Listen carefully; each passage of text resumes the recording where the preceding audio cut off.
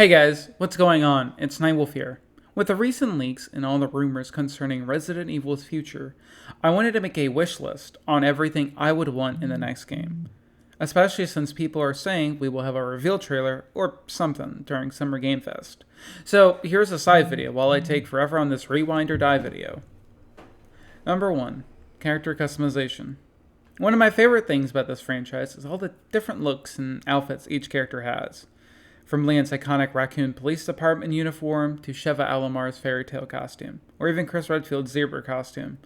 Resident Evil has so much to choose from. One thing in recent games, primarily the remakes, has been giving you a buttload of different outfits. Then in Resident Evil 4 Remake, you can also give Leon and the cast different accessories, like cat ears, a pilot helmet, and others. I would absolutely love that for this new game. If limited, I would say have a default costume that progresses during the story, like Leon and Claire during Resident Evil 2 Remake and Resident Evil 4 Remake. Have an edgy and dark costume. While not my favorite, Leon's Resident Evil 4 Remake's villain costume had a nice crow vibe that I really loved aesthetically. I also hope there's an old costume from a previous game. Like in Resident Evil 3 Remake and Resident Evil 4 Remake, it was nice seeing Leon and Jill's original costumes playable in the game. Finally, I hope there's a yin to the yang that is the villain costume, something like the hero costume Resident Evil 4 Remake, or something like a knight would be cool. Above all else, I just hope that they bring accessories back from Resident Evil 4 Remake. It was so much fun making characters more serious, unmatching, or just hell, give me the cat ears back. Number 2. Options for perspective. Something that I have seen in the Resident Evil community is people discussing their opinions on what perspective should be used. One big thing is that first-person perspective is not necessary. That third-person perspective is the best by far. Well, I agree. I think Capcom should go the Resident Evil Village route. Let me break it down. So, personally, I think we should have several different perspectives. Whether it's the fixed camera perspective system, first-person perspective, or third-person perspective. I just hope there's a virtual reality port. First-person perspective is great because you feel like you're there in the moment, especially when the enemies get too close. I remember during my playthroughs of Resident Evil 7 and Resident Evil Village, constantly switching to my shotgun for crowd control. Virtual reality applies the same here, having you in the action. I will say, while I love Resident Evil 4 Remake, when I was playing virtual reality, I got thrown out a little because of the cutscenes. The cutscenes were made for third-person perspective, not virtual reality, but that's just a nitpick. As for third-person perspective, I think it's a given at this point. It's been around since the original Resident Evil 4, and I doubt it's going anywhere. I will say, when playing third-person perspective, I'm never that scared, as Duke's strategies go insanely hard. Now, I mentioned fixed camera perspectives prior. I only bring it up because there are many fans who prefer it. We haven't had fixed camera perspective since Resident Evil 5, though it was optional. There were rumors around Resident Evil 2 Remake's release that would have a fixed camera perspective, but it was only in testing. I still think that this would be a lot of fun. The last thing I want to discuss is themes or filters. Only Resident Evil 5 and Resident Evil 4 Remake you can put a filter onto your game. Filters like classic horror, villain, or even hero. I actually dig it, mainly for photo mode. I can see this being a lot of fun for players for one reason or the other. Finally, for future remakes, add the music from the original. Thank you, and let's move on. Number 3. Gameplay. One of the most important things in Resident Evil, or just any game in general, is gameplay. Recently, Resident Evil added a knife and dodge mechanic in Resident Evil 3 Remake and Resident Evil 4 Remake respectively. I hope this is incorporated into newer games, so gameplay stays interesting and fresh. Having a way for offense and now defense is not something I knew I wanted until I had it. Okay, here's a little rant. What the fuck is Capcom's obsession with making an amazing character design and then turning them some Cronenberg monstrosity? Like, they either have 1,000 yellow eyes or become some big hulking thing. Okay. What's scarier, Jack Baker when he's just a crazed lunatic or a writhing of mold? Like, at that point, I don't care. He's a big thing to shoot at, and obviously the yellow eyes are the weak spot. I can forgive this for Birkin, but Nemesis? Really? Nemesis? Nemesis looks intimidating on his own, and then you turn him into a dog or a thing on the wall. Okay, Capcom, just make a really good design. Keep it and don't make them transform. This isn't Dragon Ball. Not everyone and their mother needs a transformation. Are we good? Alright. Time to talk about multiplayer mercenaries. This one I will keep brief. Mercenaries is super fun. Running around as your favorite characters, just mowing down hordes of enemies. That reminds me of Call of Duty Zombies. Even though Mercenaries came first. Now, Resident Evil Resistance and Resident Evil Reverse were not good. Capcom, here's what you do. Make Mercenaries multiplayer and just turn into a COD Zombies ripoff. Have a boss every 10 rounds. If I had to, use Call of the Dead as inspiration. Instead of the late George Romero, have it be someone like Birkin, or Nemesis, or even Mr. X.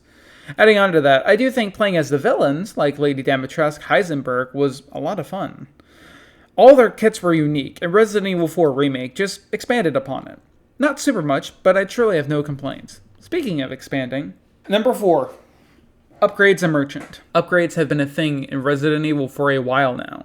From extended magazines to red dot sights, it has been a way to further develop your weapons, making them unique. I absolutely love this feature.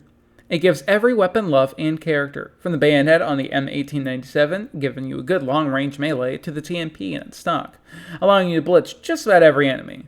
Now, if I were to do something, I would make every specific weapon unique. For example, let's talk shotguns. Let's have 3 shotguns for simplicity's sake. Have your first shotgun be some old school. Give it a bayonet along with a stock or long barrel, making it perfect for individual enemies and headshots. Next, have your second shotgun be for crowd control. Give it a foregrip and a hair trigger, giving you much needed breathing room. Finally, have your last shotgun be military grade. Give it a drum magazine so reloading isn't an issue. And a red dot sight for accuracy. You can take out hordes of enemy with little to no difficulty. But even with attachments, I believe you should have a merchant to help you along the way. A merchant has only been in a handful of games. Those are Resident Evil 4, Resident Evil 5, Resident Evil Village, and of course, Resident Evil 4 Remake. Let's use Resident Evil 4 as an example. The merchant normally gives you higher damage, improved magazine size, reduced recoil, and sometimes reload speed. But in Resident Evil 4, Resident Evil 4 Remake, and some weapons in Resident Evil 5, you get a bonus upgrade. The TMP getting super damage, your Silver Ghost gets a better chance to critically hit enemies, or even crazier, the Punisher that lets you shoot through 5 enemies at once. Regardless, I truly think having weapons with attachments and upgrades gives them so much personality, customization, and allows your run through the horrors to be as unique as possible. Number 5. Wrapping up characters. Resident Evil has so many characters, from the confusing Ada Wong, Jill Valentine who took down Nemesis, or even my personal favorite, Leon Scott Kennedy, who took down Los Illuminados. However, these characters have been around for nearly 30 years, and some, we are getting nowhere. Leon hasn't resolved his relationship with Ada. Jill hasn't shown up since Resident Evil 5. Now, Jill was in a movie, but I'm referring to a game, and we will get to Chris later. I've seen the rumors. Leon will be the star of Resident Evil 9. In my opinion, it's irrelevant. I do think now would be the time to start wrapping up our character stories. Say what you want about Ethan Winters, but he had a beginning, middle, and end. Shadows of Rose also implied a next generation. I don't want Leon 2.0, Jill 2.0, or Chris 2.0. We have some characters that fit this role, but there isn't much that came from them besides Ethan, Pierce, and Sheva. They're the first that come to mind. To summarize, I think it's time to wrap up the characters of our main cast. And maybe it's time to show off a different cast of characters to make this world more expansive and alive. Chris motherfucking Redfield. What is there to say? Captain Chris Redfield was first introduced in the original Resident Evil from 1996, along with his partner Jill Valentine. Since his first appearance, Chris has been in several games, including Resident Evil Remake, Resident Evil Code Veronica X, Resident Evil Revelations, Resident Evil 5, Resident Evil 6, Resident Evil 7, and Resident Evil Village. Noticing a trend!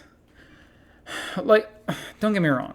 Having a starring role in several games is nothing to scoff at, especially 8.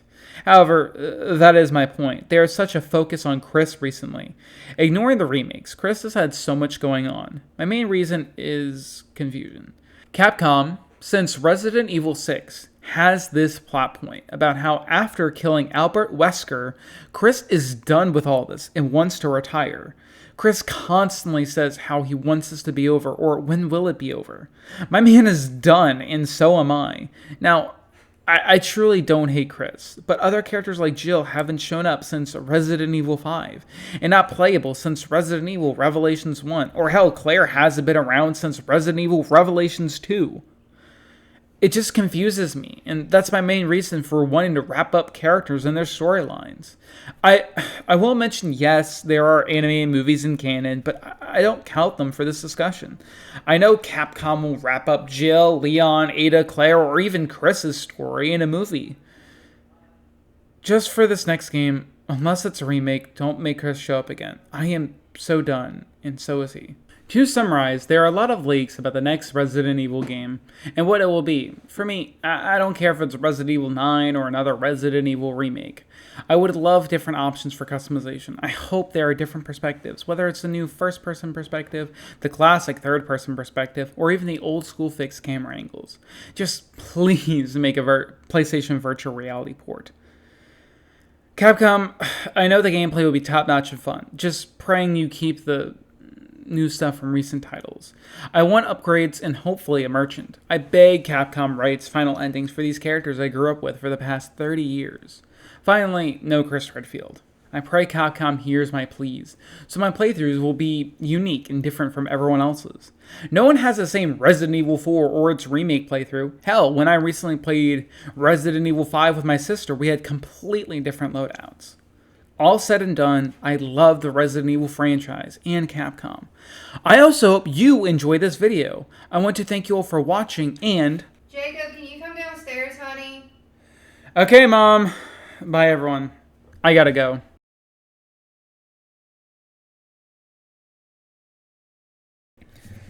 Oh, God. What the... What happened? Where the hell am I?